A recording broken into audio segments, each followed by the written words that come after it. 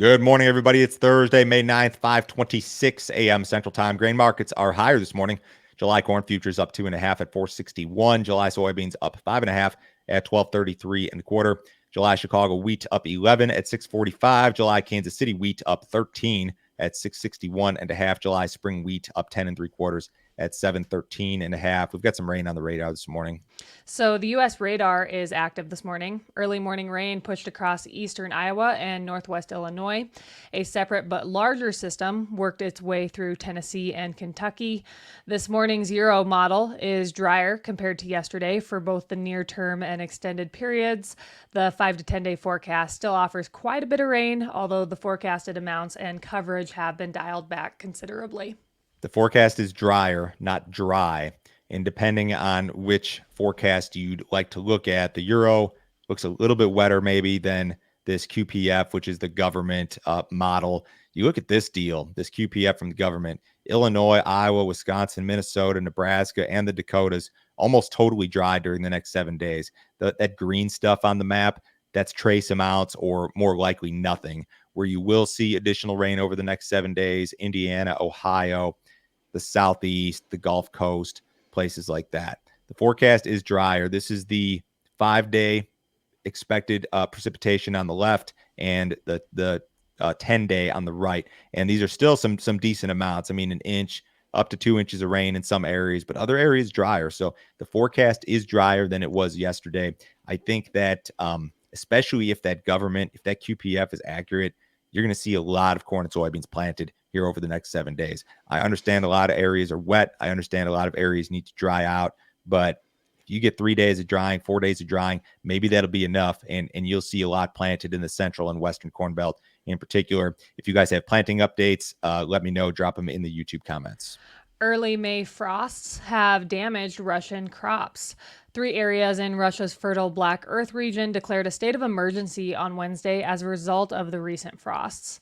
One of the regions affected by the cold weather reported that nearly 655,000 acres of crops died or were severely damaged. Analysts have already cut their outlook for this season's crops due to dry conditions. However, additional cuts may be necessary. Back in April, Russia's Ag Ministry reduced this year's grain production forecast to 132 million metric tons, down almost 9% from last year. They've got another cold snap today that should last into tomorrow. Freezing temperatures again in some of these areas. Now, I'm told, most of the winter grains are not far enough along to really be seriously damaged here. I know that the crop production estimates have come down a little bit. I don't think this is a disaster, though. The market does get worked up about Russia because they're the world's top wheat exporter, of course, 24% of all global wheat exports. I was told yesterday that Russian export pricing has really moved a ton this week. It's improved overall or risen overall, but not a big change on this frost stuff this week. So wait and see. I don't know if it's a big deal or not. So if you guys have not checked out our premium content, you sure need to do so. Joe, can you tell me about the video you put together with Brian yesterday? Brian does charts for us every 2 weeks, and yesterday's video was absolutely fantastic. If you guys are looking for some potential upside targets in the corn market, the soybean market, the wheat market, we also did cattle yesterday and feeder cattle. This was some absolutely fantastic stuff, some really, really great perspective. Brian's a professional technician. He's better at this than anybody I know. If you want to see the premium stuff, go to standardgrain.com. You can sign up this morning. This is a $50 per month subscription. You can cancel at any time. There's no other fee. There's no other obligation. Nobody will try to sell you anything else. This is the best way to support what we're doing here. We don't have any sponsors. We don't have corporate backing. Everything we do is brought to you by the premium subs. So if you're a premium sub, we love you to death. If you're not, give this deal a shot. I think you'll like it. USDA will release its monthly crop production and WASDE report on Friday morning. Friday's report will include our first look at the new crop balance sheets for corn, soybeans, and wheat. The report is likely to offer a bearish tone for row crops in particular due to USDA's tendency to begin with trendline national yield projections. USDA projected this year's U.S. corn yield at 181 bushels per acre in its February Ag Outlook Forum. The soybean yield was projected at 52 bushels per acre. Both of those numbers, of course, would be records if confirmed. USDA will likely start with these same yield numbers on Friday. As far as the United States is concerned, I find it hard to believe you're going to see anything bullish here. On the old crop balance sheets for the United States, you may see some demand adjustments. They could be to the downside in soybeans Corn and wheat, I feel like they're probably accurate. When it comes to the new crop balance sheets, USDA will use the acres that were projected in the March report. They're going to start with trendline yields, and they're going to spit you out some ugly looking carryout estimates. This stuff isn't real. It's all smoke and mirrors. USDA doesn't know what the yields are going to be. They don't know what the demand's going to be, but they've got to start somewhere, and this is the way that they do it. So it's going to have a bearish tone as it relates to the United States.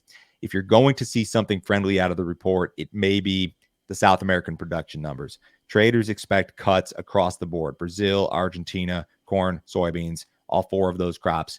We're looking for cuts. How aggressive are they going to get with the cuts? I don't know. USDA has been very slow to move on this stuff. There's this huge USDA versus CONAB debate and USDA versus the Argentina entities. That debate also has been going on. I don't know what they're going to do. They should come down by how much? I don't know. If you're going to see something friendly, it's going to be there. China has approved gene-edited disease-resistant wheat. The approval comes as China is slowly moving towards genetically modified commercial food crops. Over the last year, China has increased its approval of GM corn and soybean seeds in hopes of obtaining greater food security. Consumers, however, are concerned about the safety of such crops and their impact on ecology. Currently, China grows non-GM crops for food consumption and imports GM crops for animal feed. Higher yielding GM crops would allow China to boost domestic production and reduce its grain imports. I guess this is slightly different. It's GMO, but it's not GMO. The Reuters piece said this. Unlike genetic modification, which introduces foreign genes into a plant, gene editing alters existing genes to change or improve its performance and is viewed by some scientists as less risky than genetically modifying them. I mean, 6 of one, half a dozen of the other, whatever.